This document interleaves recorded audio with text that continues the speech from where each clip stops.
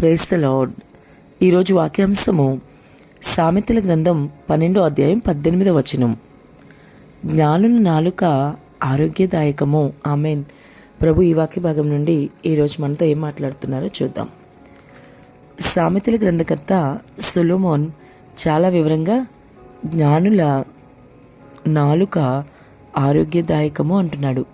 అంటే జ్ఞానము కలిగిన వాళ్ళు నాలుక నదుపులో పెట్టుకుని మంచి మాటలే మాట్లాడతారనమాట. అందుకే ఆరోగ్యదాయకము అంటున్నాడు. మరి వింటున్న సహోదరి సహోదరుడా, నీ పరిస్థితి, నువ్వు ఎటువంటి వ్యక్తివి? నీ నాలుక నీ అదుపులోనే ఉంటుందా?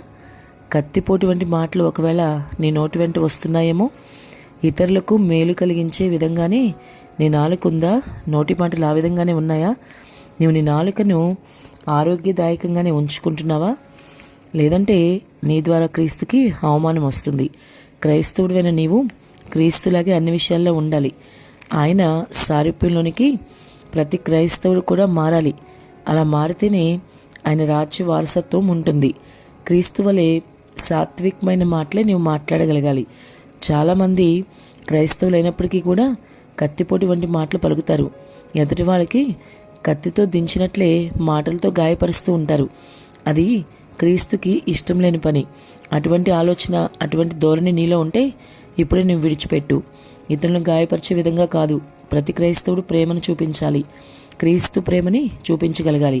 నోరు నాలుక పూర్తిగా స్వాధీనంలో ఉంచుకుని మాట్లాడితే నీకు మంచిది. నీవు నీ నాలుకను అదుపులో ఉంచుకుంటే నువ్వు జ్ఞానం కలిగిన వ్యక్తి అవుతావు. నీ నాలుక ఆరోగ్యదాయకంగా ఉంటుంది.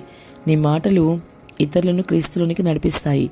ఇతరులను ఎన్నటికీ గాయపరచకుండా నీవు ఉండగలుగుతావు. కాబట్టి ఒకసారి పరిశీలించుకో, నీ నాలుక ఎలా ఉంది? ఆరోగ్యదాయకంగానే ఉందా?